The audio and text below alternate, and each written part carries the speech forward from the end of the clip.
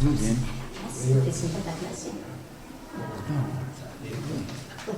Buen día. Bueno, en el nombre del Padre, y del Hijo, y del Espíritu Santo. Amén. Bueno, vamos a empezar hoy con este nuevo curso de la Fundación Santana que está dedicado a reflexionar sobre la fe en las cercanías del comienzo de un nuevo año de la fe, proclamado por el Papa Benedicto XVI, que se va a iniciar el próximo mes. El documento con que el Papa ha convocado a este año de la fe invita a todos los cristianos a volver su mirada sobre ese don de Dios que es la fe,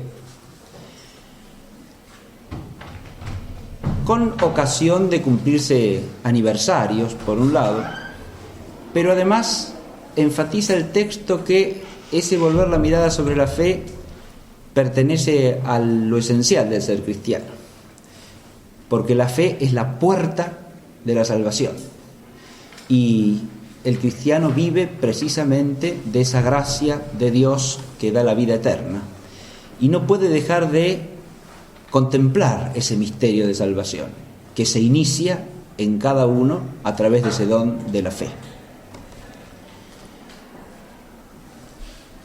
Esto no quiere ser más que una humilde colaboración a esa actividad de reflexionar sobre la fe en orden a profundizarla en nuestra propia existencia y a valorarla y estimarla como un don extraordinario, maravilloso de Dios, que además nos llama a vivir según su luz, según esa luz admirable, inaccesible, como dice San Pablo, a la que Dios nos ha dado acceso. El título que le hemos puesto al curso es La fe que nos gloriamos de profesar. Y esto es lo otro que quería destacar como introducción. Esta frasecita acerca de la fe nos sitúa en dos puntos que tienen que ser la tónica de todo el curso. El primero, esta frase está tomada de la Sagrada Liturgia del rito latino. Se usa en el rito del bautismo, después de la solemne profesión de fe. Se usa en el rito de la confirmación, también después de la profesión de fe. Y se usa en la celebración de la vigilia pascual, que es como la madre de toda celebración bautismal.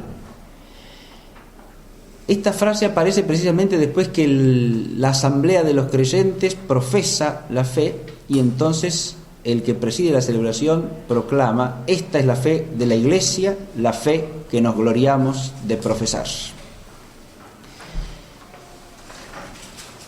La frasecita habla de gloriarse de profesar la fe y además dice que es la fe de la Iglesia, ¿no? Estas son las dos cosas que yo quiero destacar. Primero que nada, es la fe de la Iglesia. Nuestra fe, la fe de cada uno, no es una fe privada, no es una fe meramente individual, no es una fe que cada uno tiene en lo que bien le parece o según su mera inclinación personal. Es una fe que pertenece a una comunidad creyente. Y esa comunidad es nada más y nada menos que el cuerpo de Cristo, a la luz de esa misma fe.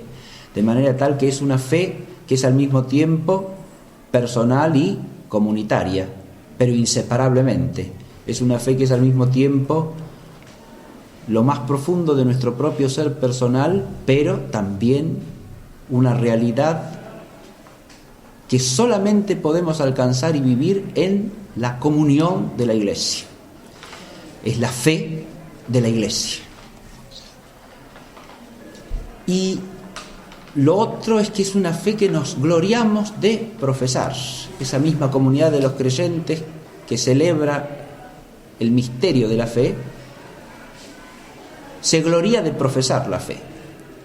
¿Qué es eso de gloriarse de profesar la fe? A este respecto vamos a tomar uno de los textos que está en el programa, que pertenece a la epístola de San Pablo a los Romanos, capítulo 5, versículos 1 y 2. Y dice: hechos justos pues por la fe, tenemos paz con Dios por medio de nuestro Señor Jesucristo, por quien en virtud de la fe hemos también obtenido el acceso a esta gracia en que nos mantenemos y nos gloriamos en la esperanza de la gloria de Dios.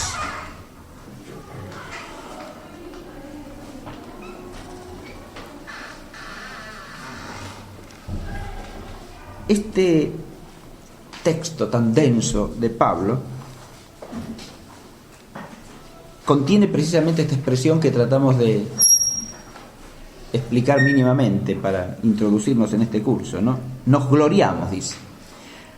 Nos gloriamos y nos mantenemos. ¿En qué nos mantenemos y nos gloriamos? En la gracia de Dios.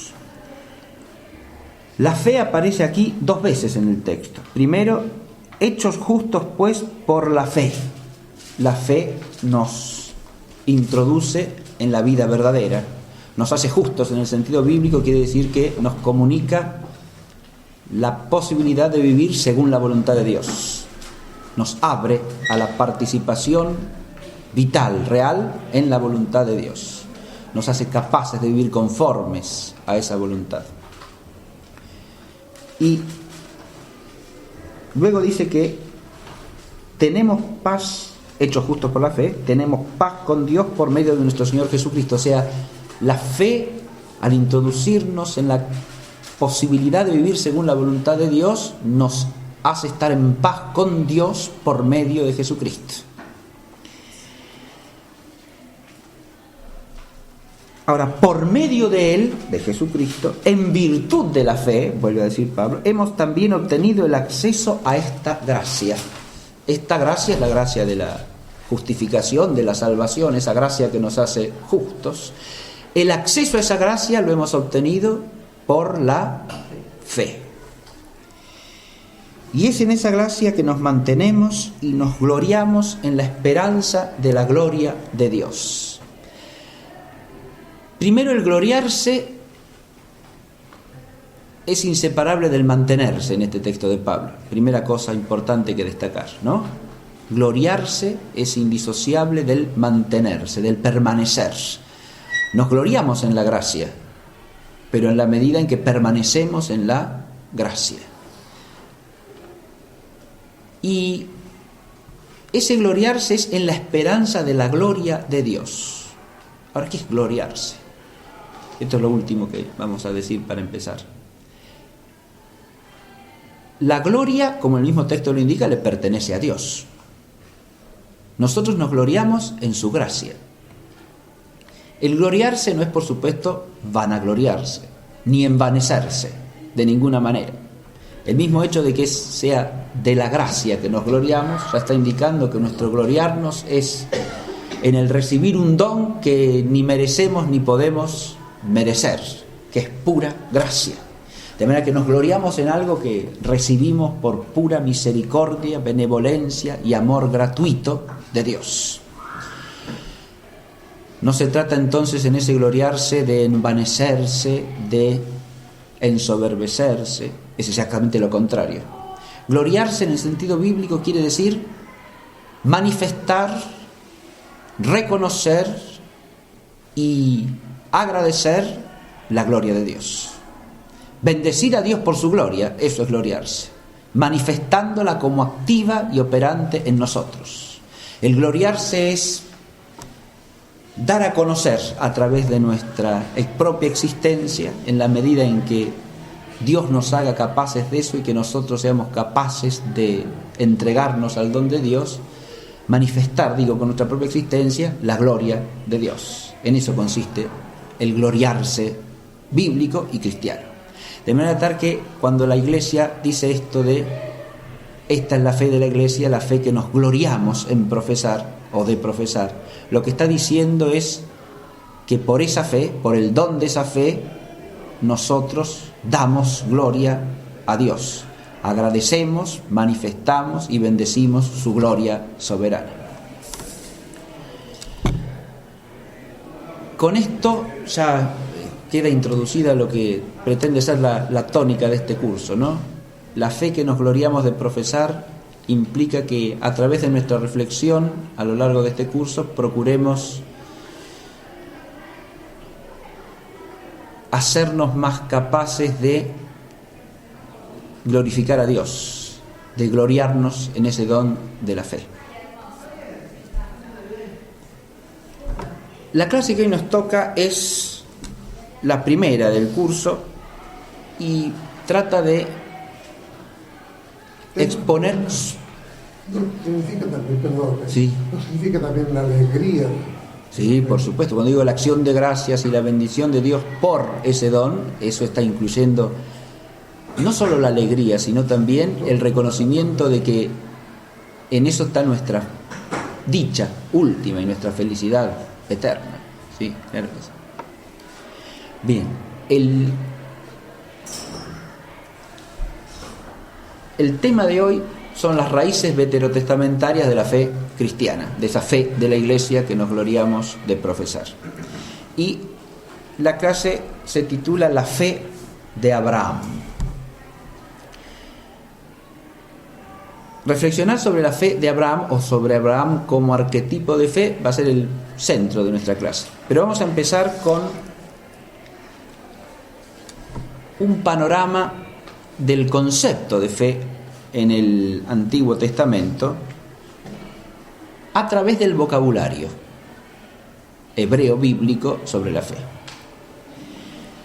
Hay dos términos fundamentales que aparecen en los textos de la Sagrada Escritura del Antiguo Testamento en hebreo que los traductores al griego de los 70 vierten por el sustantivo pistis o el verbo pisteuo, que son los que significan fe en griego. El primer término es el término amán. Este es un verbo hebreo del que derivan a su vez expresiones no verbales, sustantivas, adjetivas. Entre esas expresiones deriva el término amén. Amán tiene un doble significado fundamental, según la forma en que se use. Los verbos hebreos tienen formas de uso, además de tener modos y voces, etc. Tienen formas de uso, y acá este verbo tiene dos formas de uso, que son la forma nifal y la forma hifil. En la forma nifal, que en general es una forma reflexiva, el significado básico del verbo es ser fiel. Ser fiel, ser estable, ser permanente.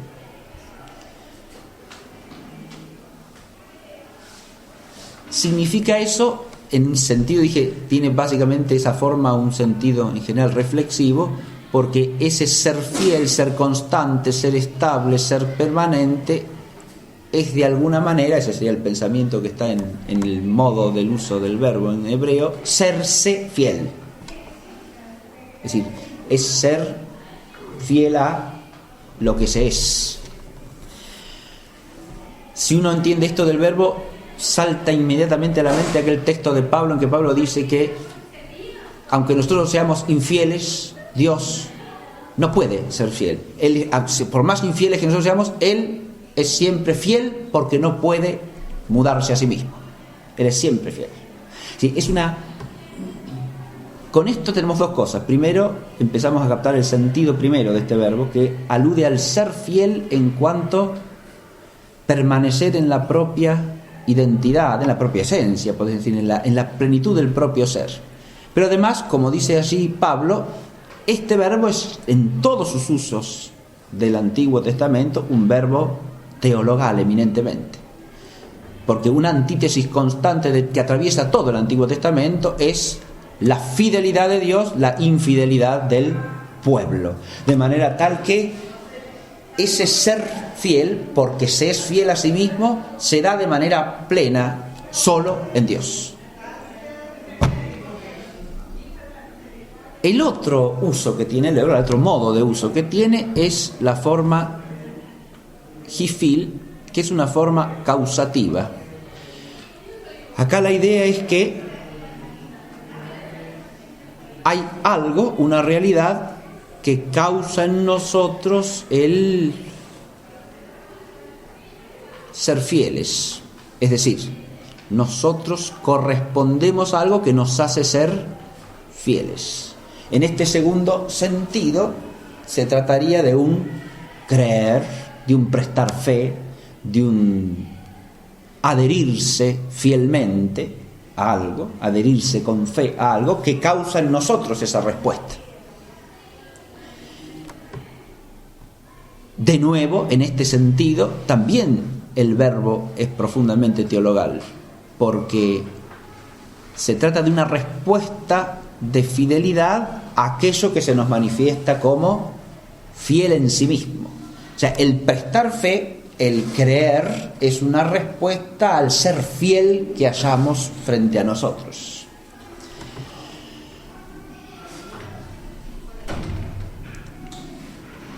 El segundo verbo que aparece en la Escritura, que está relacionado profundamente con este, es el verbo batá. Batá se usa siempre en su forma simple y significa básicamente tener confianza, confiarse, y de ahí deriva una serie de significados. Tener confianza, confiarse, estar seguro, estar como en los brazos de alguien, muchas veces en ese sentido, ¿no? Como el niño en los brazos de la madre o del padre. Estar seguro. También otro significado derivado de allí es estar sereno, estar tranquilo. Tanto la seguridad como la serenidad, la tranquilidad, la paz son un fruto de la confianza, que significa en primer lugar, es estar confiado, ¿no?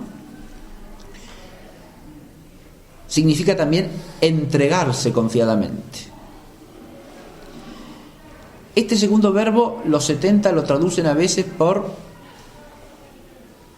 el término griego que significa fe, y otras también por el término griego que significa esperanza, en relación con la confianza.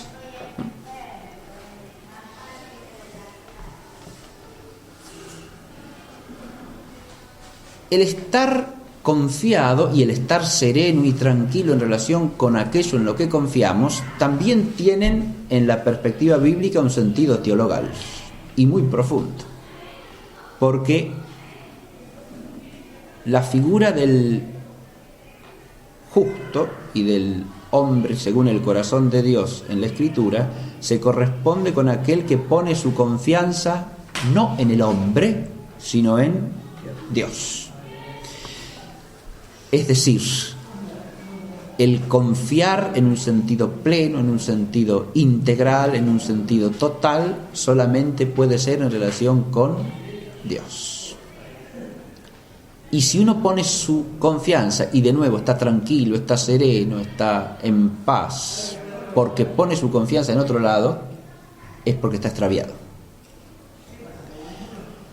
La antítesis del que pone su confianza en Dios en la Escritura es el que pone su confianza en sí mismo y en su propio poder, en su propia riqueza, o, en el caso del pueblo, a lo largo de su historia, cuando en lugar de poner la confianza en Dios lo ponen los poderes terrenos. Es la acusación de los profetas, ¿no? En lugar de confiar en Dios, confían en el rey de Egipto o en el de Babilonia, y que los va a salvar y los va a proteger. Es decir, la confianza está puesta en un poder humano, ¿no?, que se pretende fuente de seguridad, de certeza en la vida, de tranquilidad. Bien.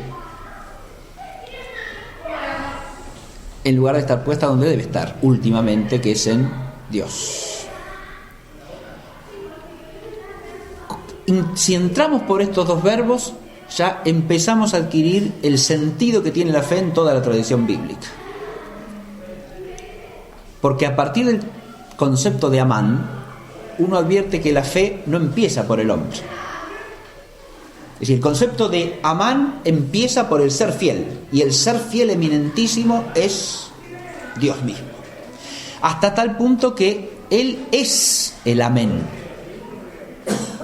Es un concepto bíblico que atraviesa el Antiguo y el Nuevo Testamento. Dios es el Amén, es el fiel, es la absoluta fidelidad. La fe viene la fe en el hombre viene como un reconocimiento de esa absoluta fidelidad, de ese ser fiel plenísimo que se da en Dios. Se da con este concepto algo análogo a lo que se da con el concepto de bendición. Y también con el concepto de amor ya llevado a la plenitud en el Nuevo Testamento. Y de misericordia lo mismo ya en el Antiguo, ¿no? Se trata de algo que empieza en Dios y que suscita en nosotros una respuesta conforme a eso que encontramos en Dios y que Dios nos manifiesta y nos comunica.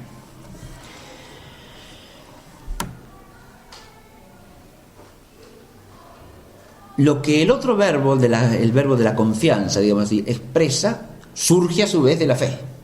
Es decir, es inseparable. Son dos términos que muchas veces en juego en los escritos sagrados, sobre todo en los salmos, ¿no?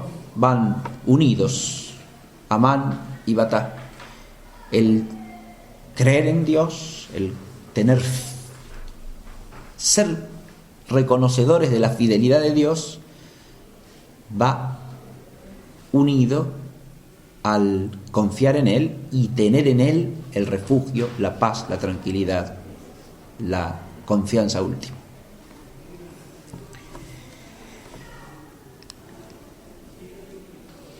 Una vez que nos hemos situado en este núcleo semántico, ahora conviene, para profundizar en el concepto mismo del creer bíblico hebreo, relacionar este concepto con otros conceptos fundamentales, que en una especie de constelación conceptual, ¿no? Porque toda noción en cualquier lenguaje, en cualquier tradición o en cualquier pensamiento forma parte de un conjunto más amplio que lo incluye, lo abarca y está integrado con otras nociones de las cuales no lo podemos disociar si lo queremos entender adecuadamente. Yo he puesto algunas en un catálogo que no pretende ser exhaustivo, pero que nos permite profundizar este concepto que acabamos de presentar. En primer lugar, puse fe y pobreza. Y esto ya está apuntado recién, ¿no? El pobre, en la tradición del Antiguo Testamento, es el que pone su confianza en Dios.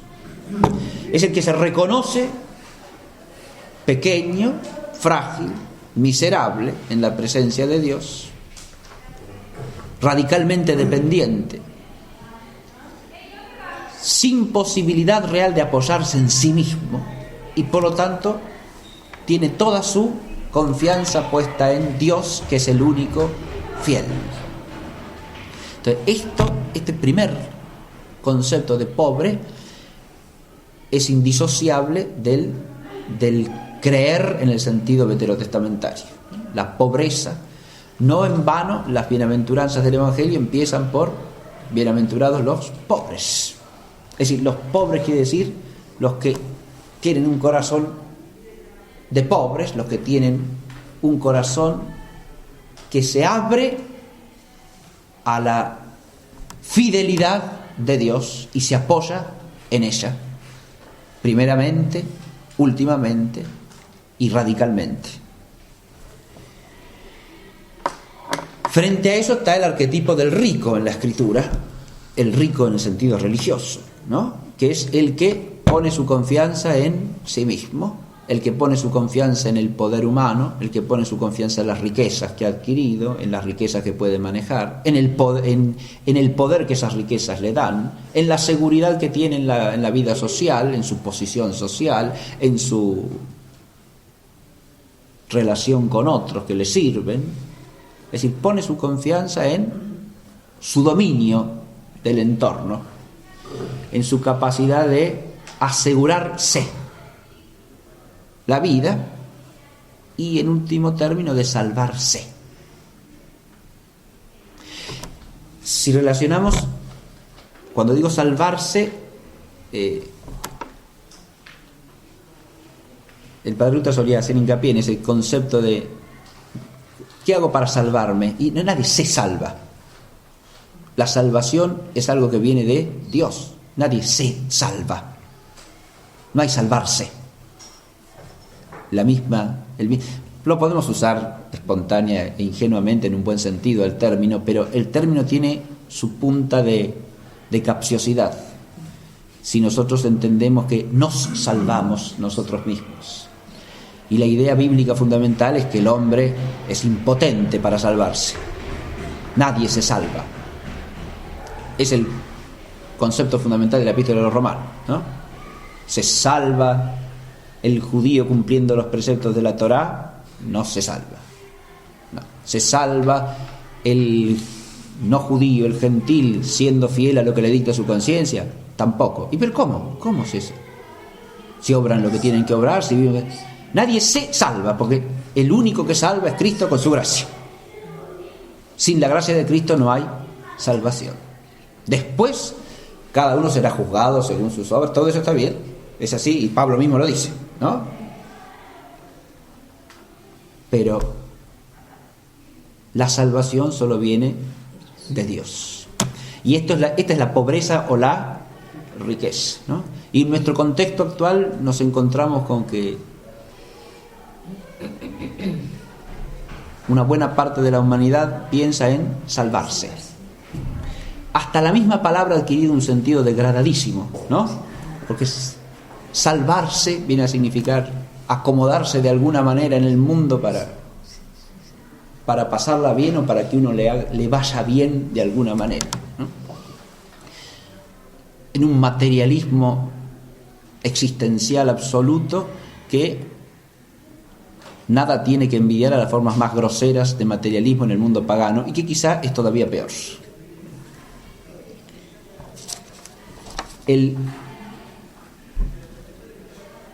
Pero esto es una ausencia de espíritu de pobreza, que es inseparable del creer en el sentido bíblico. Nadie puede creer, nadie puede decir amén al que es el amén si no es pobre. Segundo elemento fundamental que he vinculado acá a la fe es la escucha de la palabra. El hombre de fe en la Escritura es el que tiene el oído abierto. El que tiene el oído abierto, expresión que recurre en los salmos, ¿no? El que abre el oído. Cuando los profetas le hablan al pueblo y el pueblo cierra el oído, no pueden oír la voz de Dios. Tener el oído abierto está asociado a tener el corazón no endurecido. La dureza de corazón o dureza de cerviz se oponen al oído abierto.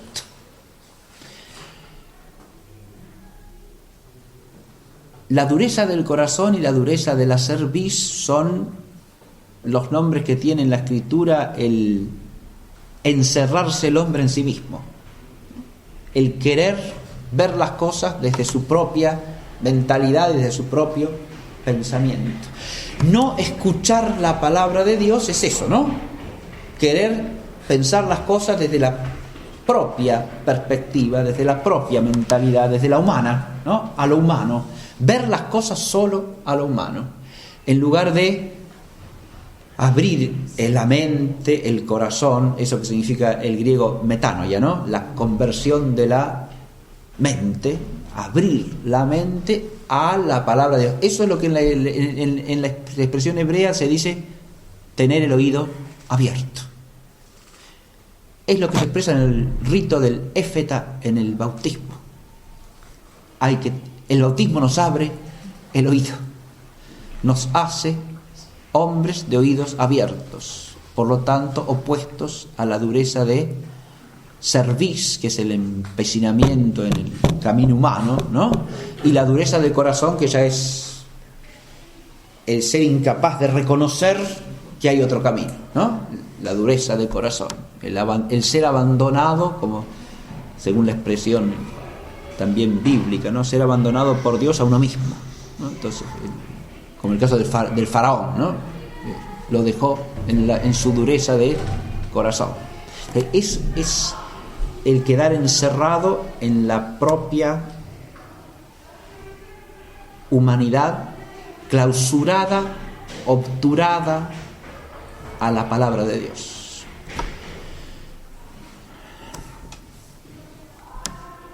Si la fe es inseparable de la pobreza, es inseparable también de esta actitud de escucha que tiene que abrirse a una palabra que siempre lo trasciende al hombre.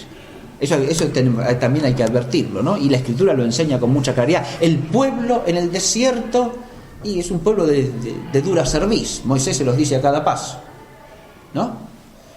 Porque empiezan a caminar un camino en el cual, claro, tienen que vivir según el pensamiento de Dios, no según el pensamiento del hombre. Ellos estaban en Egipto como esclavos, pero estaban tranquilos, nadie los perseguía, los tenían esclavizados, pero comían todos los días, en abundancia.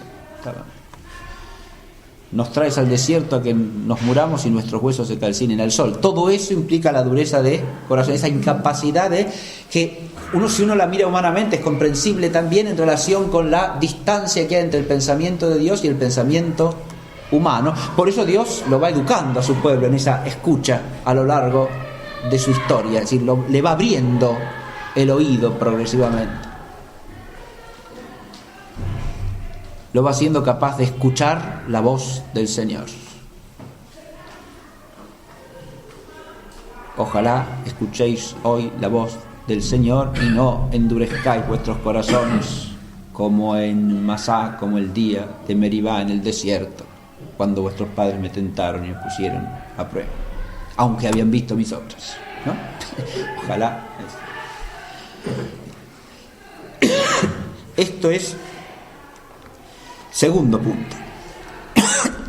El tercero es la relación, en este abrir el oído y escuchar la palabra de Dios, ahí yo puse esa tríada que ya hemos desarrollado en otros cursos, ¿no? La palabra de Dios es inseparable de la Torah. La palabra es Dabar, ¿no? La palabra de Dios que se manifiesta al hombre a través de la mediación profética. Esa es Dabar. Dabar es inseparable de otras dos cosas. Si es Dabar, si es palabra de Dios, es Torah, es decir, manifestación de la voluntad de Dios.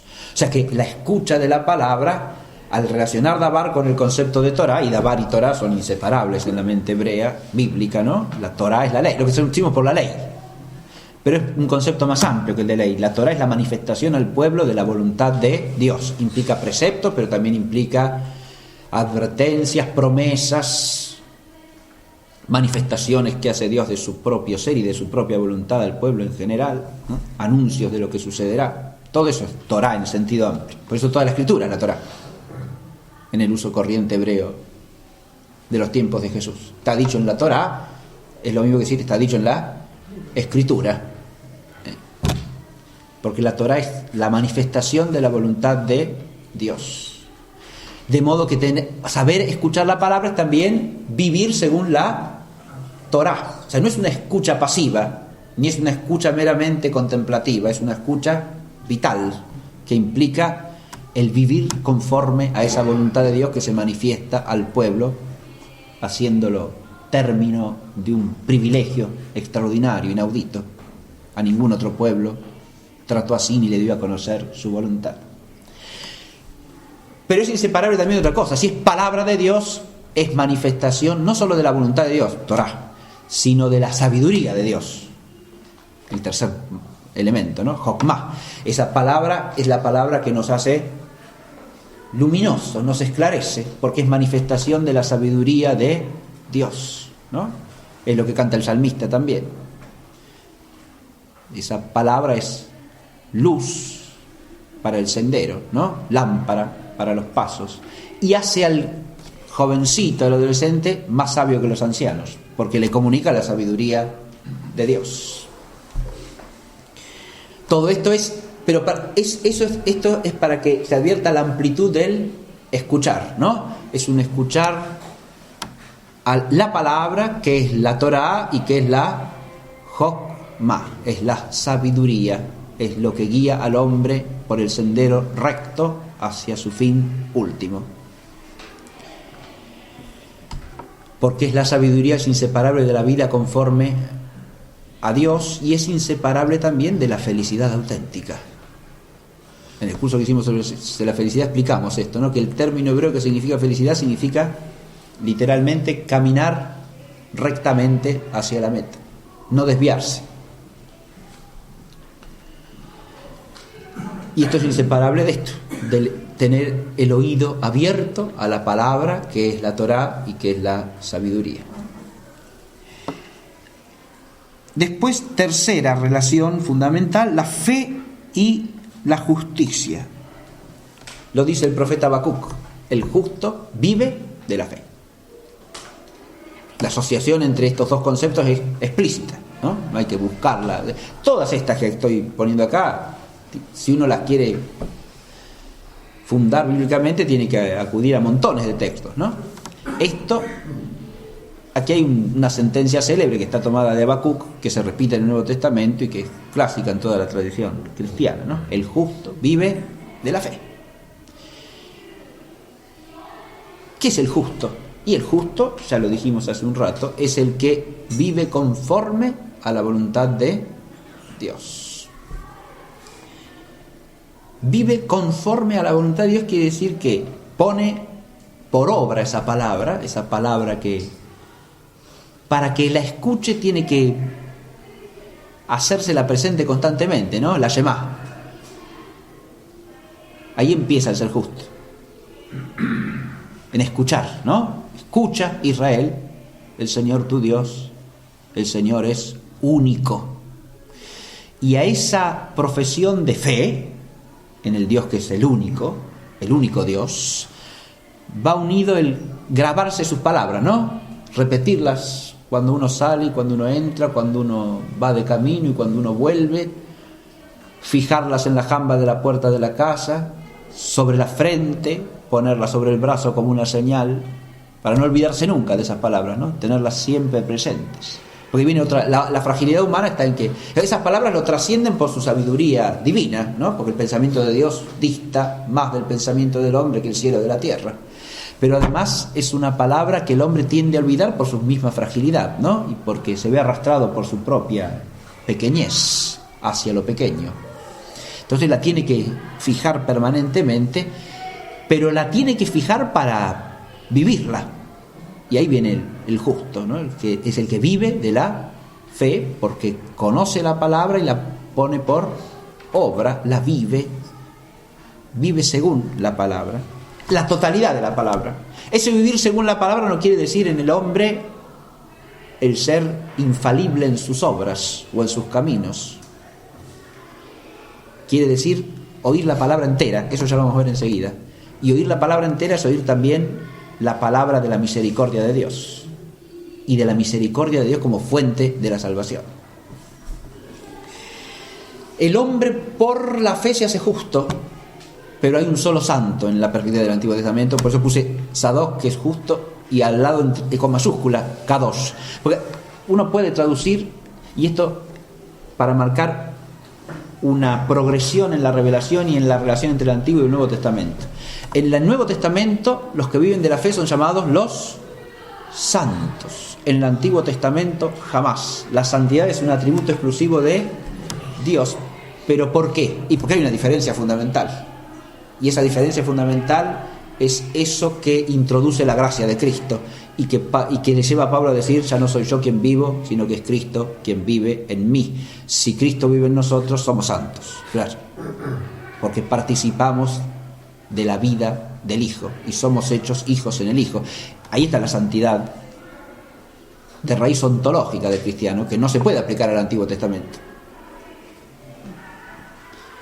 En el Antiguo Testamento la perspectiva es el justo frente a la santidad trascendente de Dios. Pero esa trascendencia de la santidad de Dios como el único santo, en el sentido de que Él es el que está por encima de todo y radicalmente otro de todo, eso en el Nuevo Testamento se conserva plenamente. Lo que pasa es que ahí aparece un misterio que une lo divino con lo humano de una manera impensable para el hombre, de nuevo, imposible de sospechar. Hasta aquí he tratado de presentar la fe Amán en relación con las actitudes del hombre que lo hacen capaz de la fe, ¿no? La pobreza, la escucha de la palabra, el oído abierto y el vivir según la voluntad de Dios. Pero la fe, en cuanto a ser fiel de Dios, tiene que ver con otra constelación conceptual que son como si dijésemos atributos de Dios o manifestaciones de la gloria de Dios, ¿no? En primer lugar, puse fe y misericordia, o sea, la fe y la gesed, el amor misericordioso de Dios. La fidelidad de Dios, que es la raíz de nuestra propia fe, de nuestro propio creer, se manifiesta a lo largo de todo el Antiguo Testamento crecientemente como eso, como un amor misericordioso. En el libro de Oseas, el tema del ser fiel de Dios está vinculado esencialmente al tema del amor más allá de la infidelidad humana. Lo mismo pasa en el relato del Éxodo sobre la peregrinación en el desierto, que se completa en Números, y ya lo vamos a ver en la figura de Moisés en un momentito.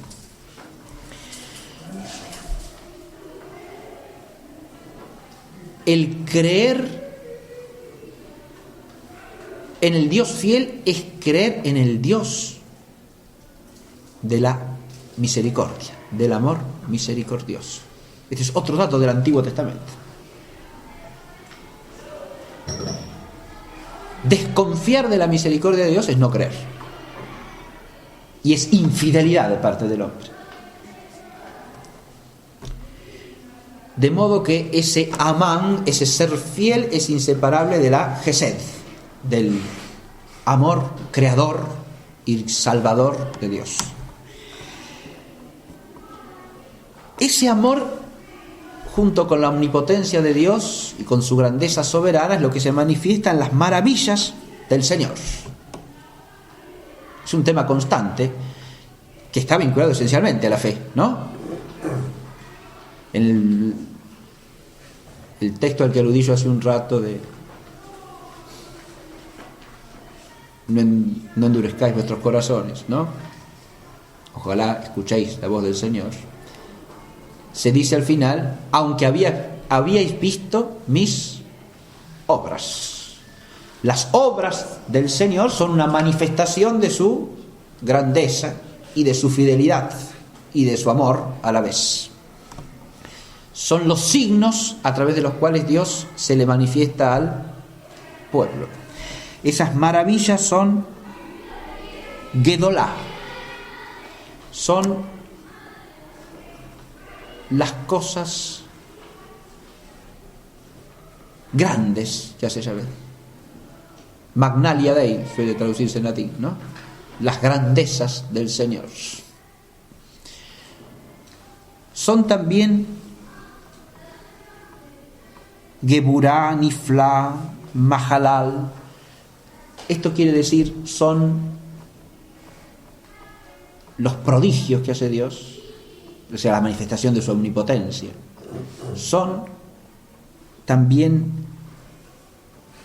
las cosas extraordinarias que hace Él que nadie más puede hacer. Y son sus obras, simplemente. Esto quiere decir que obras de Dios, maravillas de Dios, prodigios de Dios, todo eso es la manifestación de Dios que Dios le pone al pueblo para que el pueblo tenga donde apoyarse en su responder fielmente al que es fiel. Esto implica que la fe en el pueblo, según la visión del Antiguo Testamento, no es nunca una fe infundada, no es una fe inobjetiva, no es una fe caprichosa, es una fe en el Dios de las maravillas, en el Dios que se manifiesta a su pueblo. Se manifiesta con brazo poderoso, como dice la Escritura. Se manifiesta como el Señor.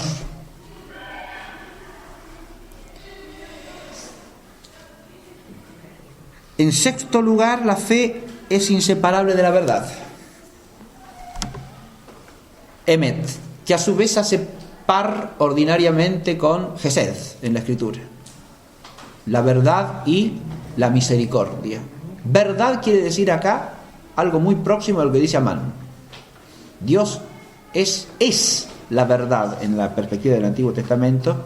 Es decir, no es un concepto primeramente nociológico el de verdad acá, ¿no? Como el término griego aletheia, sino que es un concepto primariamente ontológico, lo mismo que el latín veritas, que hacen alusión a la estabilidad en el propio ser. Por eso digo que es un concepto muy próximo al de Amán, ¿no?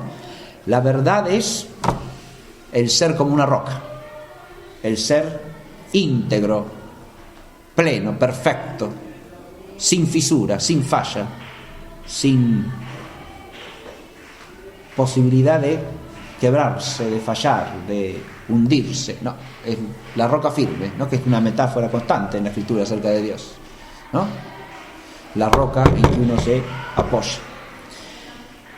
Y por eso tiene también un sentido salvífico.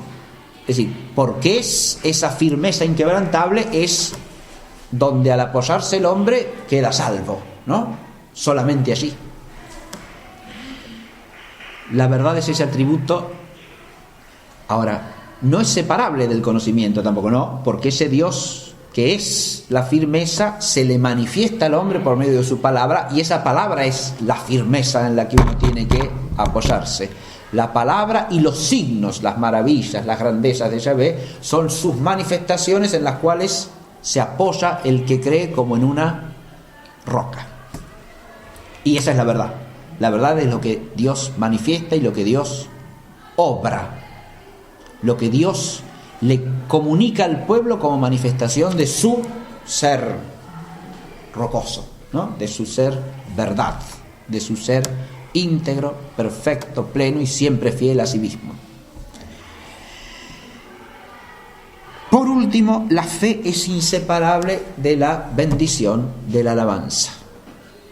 Porque ante las maravillas de Yahvé, ante el don de su palabra, ante las obras de su misericordia salvadora y de su providencia paternal para con su pueblo, el pueblo no responde solamente con la fe, responde con una fe que tiene que ser inseparablemente acción de gracias. Acción de gracias que a su vez es inseparable de la alegría, del regocijo, de la emoción reverente ante las maravillas del Señor, del temor y del temblor ante su grandeza y ante su proximidad a la vez. Y un temor y temblor inseparables de esa confianza en el Dios que es fiel. Y todo eso se resume en la bendición, en el bendecir al Dios que es la fuente de toda bendición, y alabarlo siempre, y querer desde el fondo del corazón alabarlo para siempre, que es lo que expresa el salmista de manera reiterada, ¿no? En el Salterio encontramos esta idea con muchos giros, pero cuando iré y veré el rostro de Dios, cantaré las misericordias de Dios eternamente, ¿no? Cantaré eternamente la misericordia del Señor. Este es el espíritu del que cree, este es el espíritu de la fe. Por lo tanto, Amán y Berajá son inseparables, son una unidad profundísima desde el Antiguo Testamento. ¿Podés ejemplificar la vida de Abraham como método? Ahora vamos. Ya está terminada esta primera parte. Muy bien. Ahora, el segundo punto que tenemos que abordar, una vez que nos hemos situado conceptualmente en general, insisto, cada uno de estos puntos se fundamenta en una enorme cantidad de textos, ¿no es cierto? O sea, lo que he hecho es un resumen conceptual de la idea de fe en el Antiguo Testamento. Pero, claro, esto dicho así en general puede resultar un poco abstracto. Entonces, didácticamente me ha parecido conveniente ahora recorrer una serie de ejemplos. Ejemplo de lo cual nos da la propia Escritura, porque ese recorrer los ejemplos de la fe es lo que hace la epístola a los Hebreos en el capítulo 11, ¿no? Empezando por una consideración general, pero para empezar a hacer desfilar ejemplos de fe, ¿no? Abel, Enoc, Noé, Abraham y Sara. Pero lo que nos interesa a nosotros es Abraham. Y nos vamos a centrar en Abraham, y es lo que le da título a la clase, la fe de Abraham, porque es la visión de toda la tradición cristiana, ¿no? Abraham es nuestro padre en la fe. Nuestro padre en la fe. Nuestro padre Abraham es nuestro padre en la fe. Y lo que dice acá Hebreos es esto precisamente, ¿no? Por la fe, Abraham, puesto a prueba, ofreció a Isaac. Y el que había recibido las promesas ofrecía al unigénito, respecto del cual le fue dicho que en Isaac tendrás una posteridad que llevará tu nombre, pensando para sí que poderoso es Dios aún para resucitar de entre los muertos, por donde le recobró también en figura. Muy bien. Cuando uno toma la figura de Abraham como arquetipo de fe, uno puede hacer hincapié en diversos aspectos de Abraham, ¿no? Abraham es arquetipo de fe ya en el comienzo de su vocación. Es sacado por la palabra de Dios de su tierra y de la casa de sus padres para ir a donde Dios le indicará. Y allá va. Y allá va entregándose a la promesa de Dios, ¿no? De ti nacerá un pueblo más numeroso que las arenas de las playas del mar y que las estrellas del cielo. Y en ese pueblo serán benditas todas las naciones de la tierra. Es una promesa que trasciende también todo pensamiento humano. ¿Qué es eso? Que en ese pueblo que nacerá de él serán benditas todas las naciones de la tierra. Entonces, la respuesta del hombre que por la fe cree y se pone en el camino y hace lo que Dios le pide, ya nos muestra a Abraham como, ahí es fácil verlo como arquetipo de fe, ¿no? En la continuidad de las alianzas que Dios establece con él, también lo mismo. Abraham es fiel a la alianza de Dios, a las alianzas que va pactando Dios con él. También aparece como modelo de fe claramente en el episodio de la teofanía del encinar de Mamre, cuando se le anuncia que al cabo de un año nacerá el hijo de la promesa, y Sara se ríe y Abraham cree.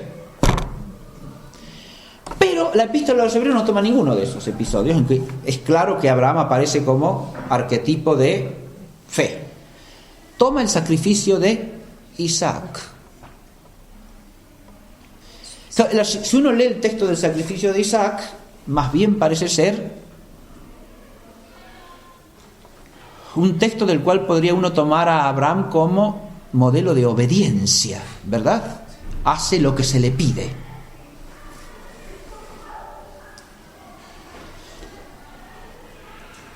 Lo que se le pide es el sacrificio del hijo de la promesa.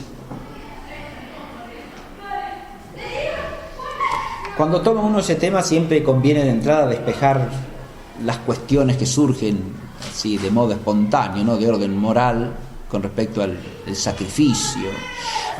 Entendamos bien que uno dice, bueno, pero el sacrificio humano no es contrario a la ley natural. Bien, claro. Entendamos en principio lo siguiente: lo que es contrario a la ley natural es lo que podemos llamar el homicidio cometido con una presunta finalidad religiosa, ¿no? Que forzar a otro, tomarlo, matarlo como ofrenda a una divinidad, eso es evidentemente algo nefando. Pero acá no se trata de eso. Si Dios quiere, ¿nos puede pedir el sacrificio de la propia vida? Obviamente que sí, claro.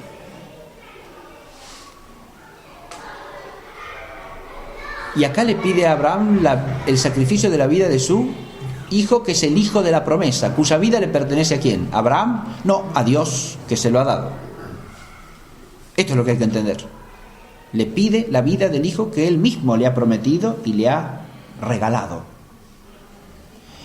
Lo otro que hay que despejar es la idea de que Isaac es un mero sujeto pasivo acá. Si uno lee con atención el texto del Génesis, se advierte que en el diálogo que entabla Isaac con Abraham, y de ahí lo que voy a decir es lo que comentan en general los padres de la iglesia, ¿no? Isaac participa de corazón en el sacrificio. Es decir, Isaac le pregunta: ¿y dónde está la víctima? Vamos tú y yo, le dice Abraham en respuesta, ¿no? Dios proveerá.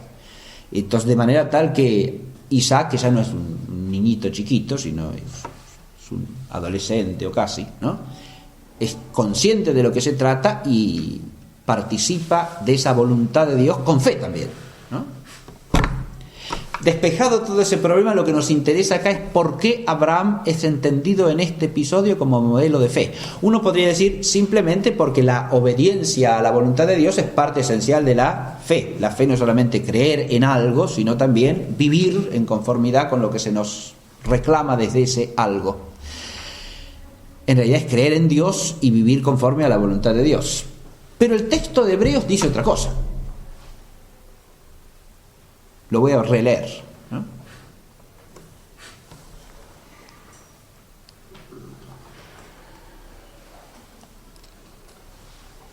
Por la fe Abraham, puesto a prueba, ofreció a Isaac, y el que había recibido las promesas ofrecía al unigénito, respecto del cual le fue dicho que en Isaac tendrás una posteridad que llevará tu nombre, pensando para sí que poderoso es Dios aún para resucitar de entre los muertos, por donde le recobró también en figura.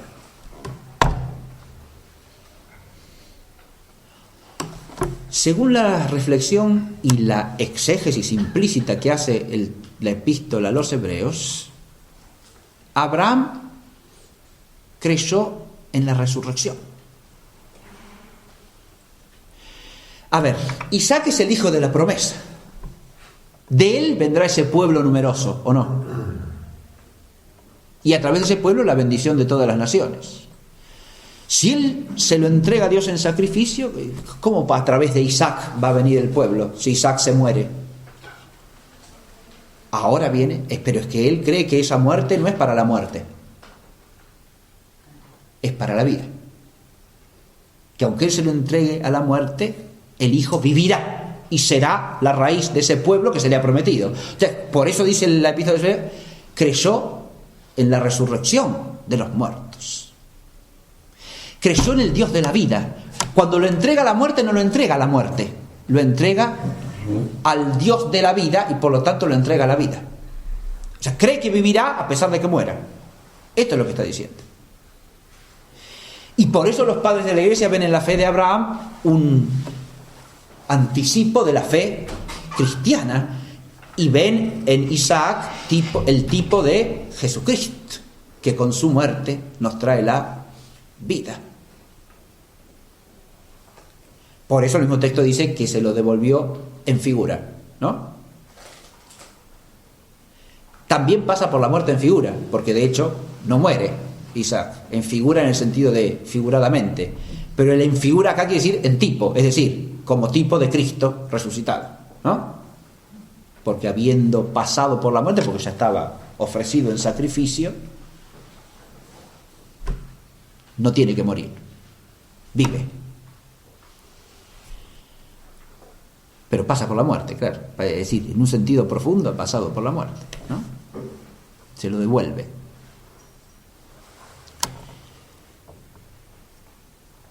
Desde aquí la fe de Abraham aparece como arquetipo de una fe que es fe en el Señor que da la vida. No es una fe, no es simplemente... La fe no se puede identificar con entender que Dios existe y que es la causa primera de todas las cosas.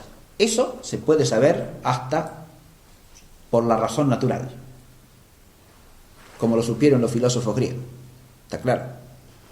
Nosotros a veces cuando decimos fe en la calle, es común. Entonces, yo no creo en Dios, con lo cual se quiere decir que no se cree que Dios exista o algo por el estilo, ¿no?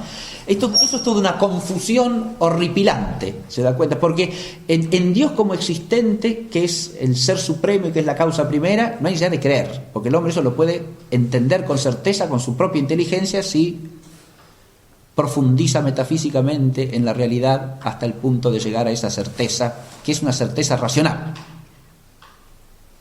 Puede serlo tranquilamente, puede no darse, pero es posible, y que es posible es para la Iglesia un dogma de fe, ¿no? Está definido expresamente por el Concilio Vaticano I, que la razón humana tiene la capacidad de conocer la existencia de Dios y su perfección absoluta como causa primera de todas las cosas a partir del conocimiento natural de las cosas dadas en la experiencia. Pero la fe es mucho más que eso. La fe es una relación con el Dios que se manifiesta como el fiel. Y esa relación del Dios esa relación del pueblo de Dios y de los patriarcas de ese pueblo con ese Dios que se les manifiesta, es una relación que trasciende esto, que es una cuestión de la inteligencia, esto que estoy diciendo, ¿no? No se puede confundir una cosa con la otra. Más aún, toda la tradición de los padres de la Iglesia y de los grandes doctores de la Iglesia enseña que esos son prolegómenos racionales de la fe, ¿no? Si uno no entiende que existe un Dios, ¿cómo se le puede hablar a alguien que no entiende que exista un Dios de que Dios se le revela, por ejemplo? O de que Dios se manifiesta de algún modo. Es decir, si no sabe que existe Dios, ¿qué le estoy diciendo?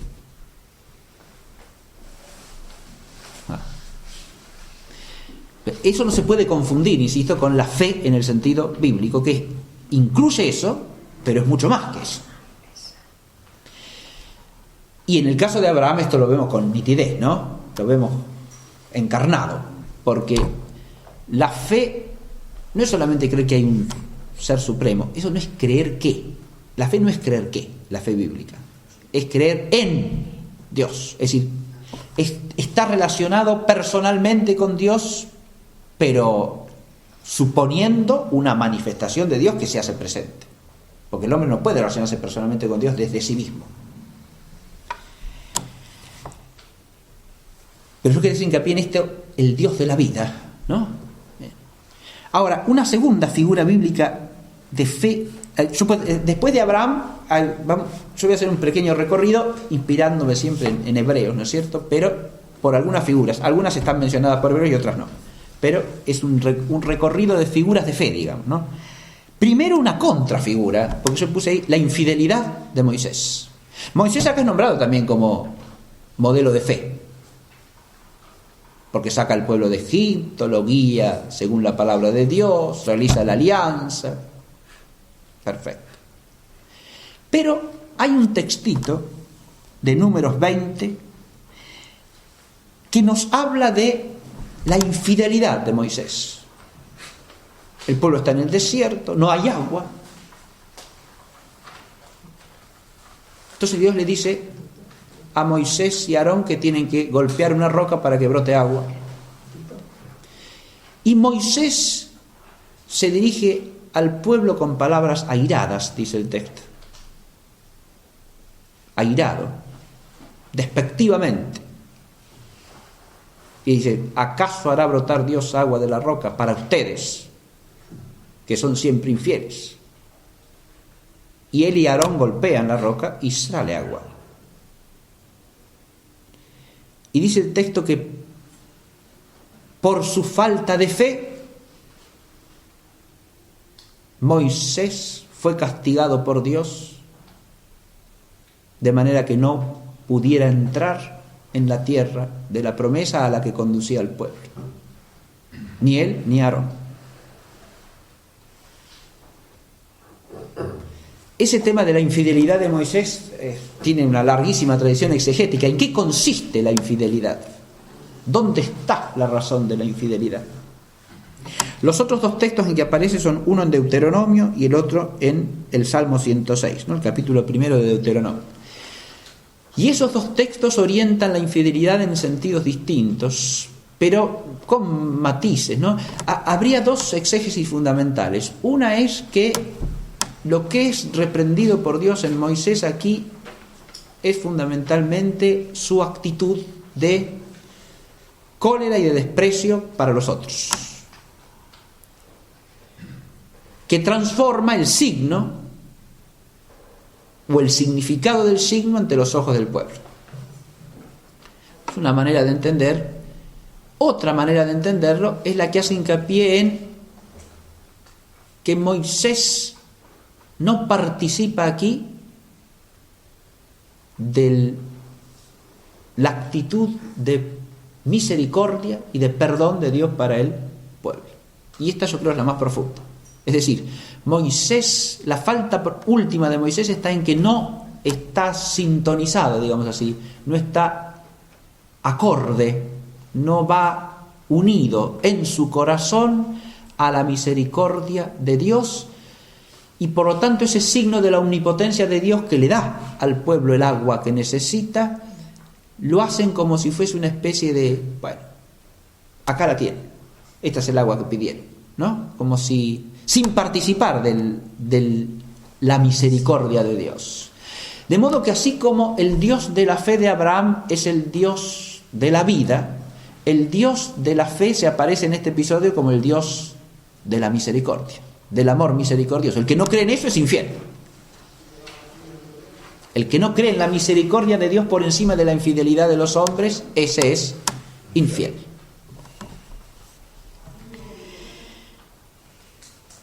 Un tercer tema o arquetipo de fe es la fe de David, la fidelidad de David. Ahí puse un montón de citas. Pero el año pasado hicimos un curso sobre la monarquía y hablamos bastante de David. Pero la fidelidad de David tiene que ver con un montón de elementos que aparecen a lo largo de su existencia, ¿no? Yo he puesto ahí una serie de textos. Primero, obviamente, el texto de 1 Samuel 17.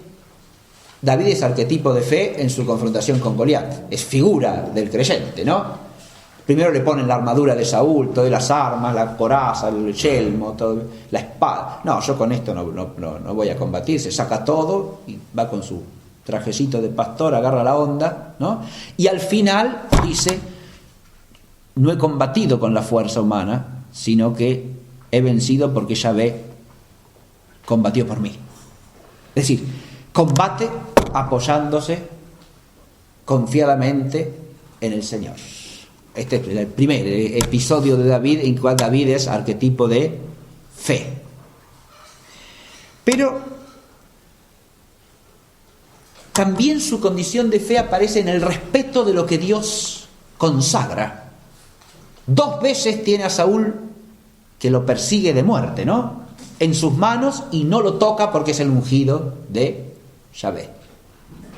Ahora, la fe lo hace respetar lo que Dios ha consagrado, aun cuando eso entrañe un peligro para él mismo. No antepone su causa a la causa de Dios, sino que lo que hace Dios está primero, aunque eso para él entrañe un riesgo mortal. De nuevo, David es arquetipo de fe, profundamente, ¿no? Si esto lo comparamos con las actitudes que solemos tener nosotros en la vida corriente, ¿no? Anteponemos lo que Dios bendice y consagra a nuestro propio interés, a nuestra propia autoafirmación, a nuestro propio ego. No ya digo al peligro de nuestra vida, ¿no? Como David acá, que respeta la vida del que lo está persiguiendo para matarlo, ¿no? Y es el rey de Israel. Pero además aparece como arquetipo de fe también en relación con la promesa, ¿no? Lo mismo que Abraham, porque a él se le promete el trono para siempre, en su familia, en su descendencia. El reino permanecerá para siempre. De nuevo, una cosa incomprensible humanamente, ¿no? Porque no se refiere, todo reino temporal tiene un fin. Ahora se habla de un reino que estará en la casa de David para siempre. Y David cree en la promesa. Pero también es arquetipo de fe en la penitencia. en la penitencia, en la conversión de su propio pecado. Porque en David se manifiesta la fragilidad del hombre de la fe. El hombre de fe no es impecable.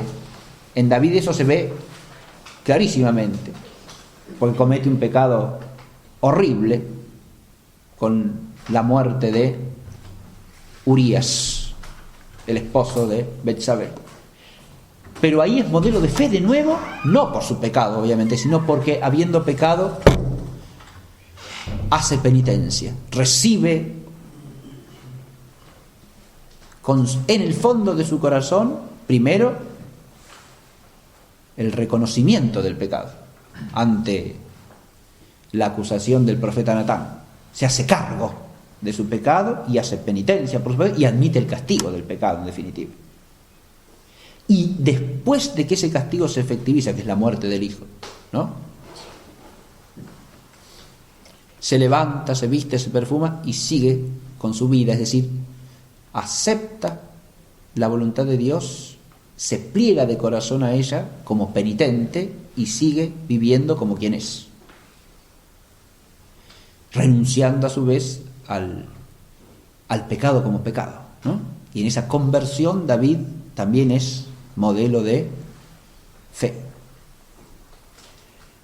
Se entrega a la misericordia de Dios, se entrega al don de la vida que Dios le conserva. No desespera, no se abisma en su propia culpa. Ahí también está la fe. Porque la fe en el Dios de la misericordia, que decíamos que no se da en Moisés, implica también la fe en la misericordia para uno, no solamente para los otros, ¿no?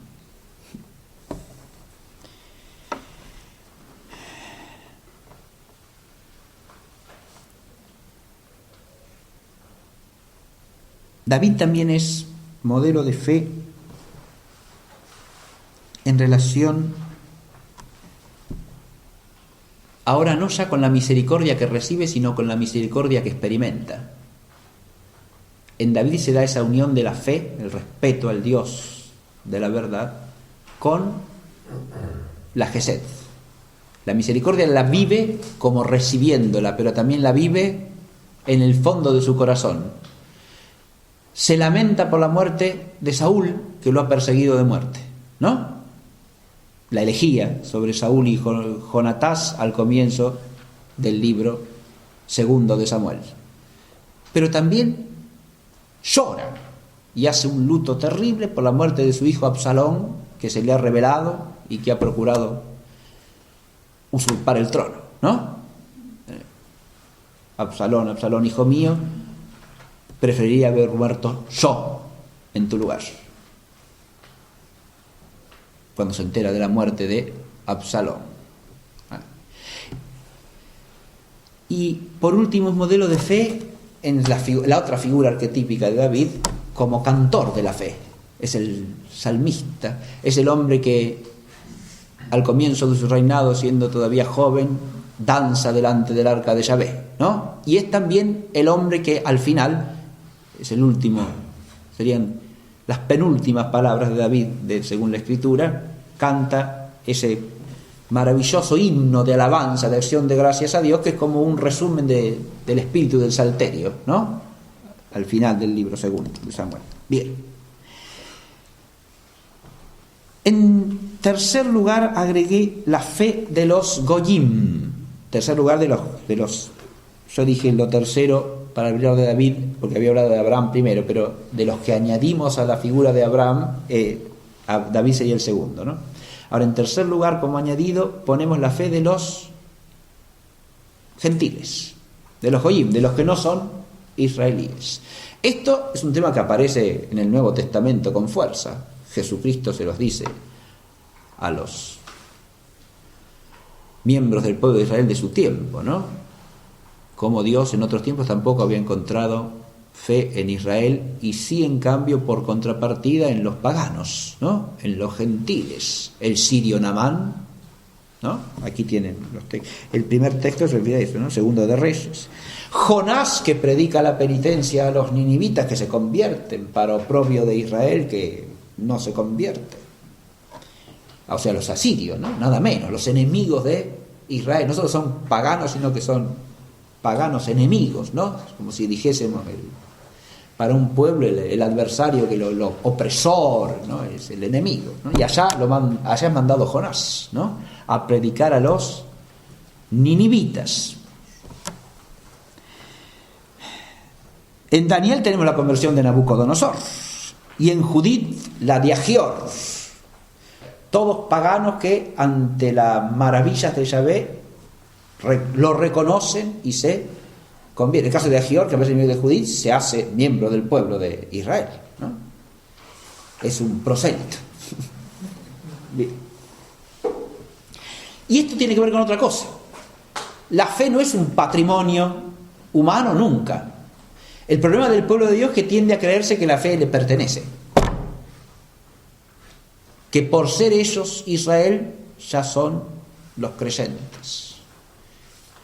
Por eso se les dirá en el Nuevo Testamento: Dios, si quiere, puede hacer de las piedras hijos de Abraham.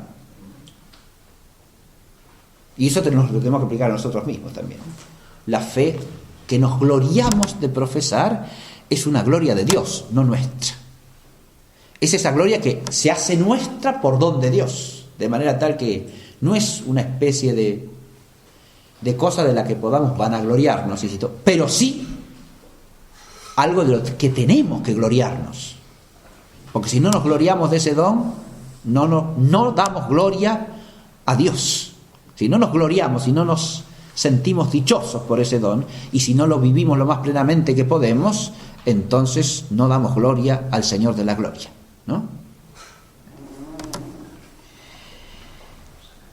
Y después puse finalmente el testimonio de fe. La fe es algo que se testimonia según la escritura del Antiguo Testamento, ¿no? Y ya vamos terminando. La fe es algo que se testimonia, y puse 2 ejemplos de testimonio, nada más. El primero, el profeta Jeremías, testimonio de fe de distintas maneras, ¿no? Pero recordemos básicamente la figura de Jeremías. Jeremías tiene que predicarle al pueblo la ruina de Jerusalén, anunciarle la ruina, la caída. Y es un hombre que sufre eso, primero interiormente, porque ama a Jerusalén y ama a su pueblo. El corazón de Jeremías es un corazón siempre conforme al corazón de Dios.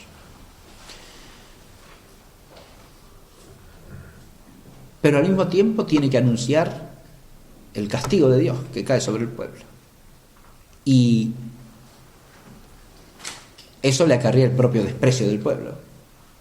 Y que hagan conjuras contra él, y que lo aprisionen y lo azoten en público. El ser fiel a la palabra y al ministerio de la palabra lo convierte en un objeto de desprecio, de acusaciones injustas y de castigos injustos por parte del propio pueblo para cuya salvación está destinado a hablar. Ese testimonio además tiene un elemento adicional que aparece desde el comienzo. Jeremías no se siente capacitado para la vocación con que Dios lo llama, ¿no? Soy muy jovencito, no sé hablar, importa. Pero recibe una llamada que le dice que tiene que vivir como profeta del Señor, y se entrega a eso. De manera tal que ahí tenemos un primer testimonio fundamental del que cual hay muchos elementos de gran riqueza. Yo puse ahí algunas citas fundamentales que pueden recorrer, ¿no? Y después el testimonio que aparece en el segundo de los Macabeos, ¿no? La madre y sus 7 hijos. Ahora es el pueblo entero el que es objeto de una persecución, ¿no? De una persecución por parte del mundo pagano. Está el ejemplo del gentil que cree frente a la incredulidad del pueblo. Pero también está esto otro. La gentilidad como tal no es el bien, obviamente. Porque es también el mundo hostil a la verdad de la palabra de Dios. Es el mundo hostil a la existencia misma del pueblo de Dios. Eso es lo que se manifiesta en el libro de los Macabeos. Esa paganidad que es lo que forma parte de lo que llama el Nuevo Testamento el principado de este mundo, ¿no? Es decir, el mundo humano o la realidad humana en cuanto sujeta al poder del maligno, que combate contra la palabra de Dios. Porque recordemos que la monarquía seleucida lo que quiere es que el pueblo de Israel se fusione con los demás, sea como todos, no cause problema. Una lógica imperial de toda época, de todo tiempo. Hay que reducir todo al mismo rasero, ¿sí? Es más fácil para manejarlo, para controlarlo, para dominarlo. No hace falta profundizar mucho en esto porque lo vivimos cotidianamente, estamos sumergidos en eso. Por eso es una lógica de la imperialidad de todo tiempo, ¿no? Del nuestro también. Hay que borrar las diferencias, hay que globalizarse, dice hoy día. Miren, los seleucidas querían globalizar la población del imperio. Y el pueblo de Israel era el hueso duro, ¿no? Estos viven de otra manera. Estos no hay manera de llevarlos a ser gente helenística feliz. No quieren, ¿no? Entonces vienen los decretos de ajuste, ¿verdad? Tienen que comer carne de cerdo. Bien.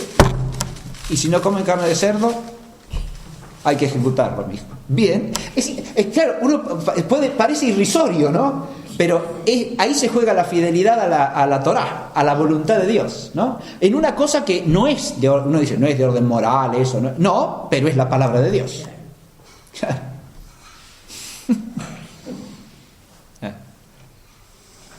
Hoy día suele tratarse de cosas que sí son de orden moral, no de comer carne de cerdo. Pero acá está la fidelidad de un núcleo que permanece fiel y que da testimonio de la fe con la vida, ¿no es cierto? Y este es el ejemplo de Eleazar, ¿no? El anciano Eleazar, y el ejemplo también de esta madre con sus 7 hijos, que es el más dramático de todos, obviamente, ¿no? Porque van pasando los hijos uno a uno frente a ella y confesando la fe de Israel y lo van ejecutando uno por uno y al final la ejecutan a ella también, ¿no? Es decir, ese es el episodio del testimonio de fe hasta la muerte. Bien. Con esto ya tenemos una introducción suficiente a la fe en el Antiguo Testamento, ¿sí? Y lo último que quería hacer notar son 3 ejes que enmarcan toda esta temática, ¿no? Por eso le puse eso: fe y reino en el caminar del pueblo de Dios. La fe del Antiguo Testamento es la fe de un pueblo, que es el pueblo de Dios. Y es la fe en el Dios que es el Dios del reino. ¿Qué quiere decir esto? En la perspectiva del Antiguo Testamento, primero que nada, que ese Dios es el Dios soberano del universo y se le manifiesta al pueblo progresivamente a través de una pedagogía que le va haciendo descubrir al pueblo que no hay más que un solo Señor. Hay una pedagogía divina a través de la cual Dios se va manifestando en su realeza, podríamos decir, en su realeza soberana. Empieza siendo el Dios de la alianza, pero ese Dios de la alianza no es solamente el Dios de Israel, es el Dios de todos los pueblos y es últimamente el creador de todo el universo. En esa progresiva revelación de la universalidad de la realeza de Yahvé hay un crecimiento y al mismo tiempo una afirmación de la fe, ¿no? La fe va creciendo porque es la fe en el Dios que es el Señor soberano de todo, de los pueblos y de los tiempos, como en el libro apocalíptico de Daniel, ¿no? De su designio dependen todas las edades, todos los reinos, y el ir y venir de los imperios, ¿no? Y cualquier acontecimiento humano es parte de su realeza, está bajo la providencia de su realeza soberana.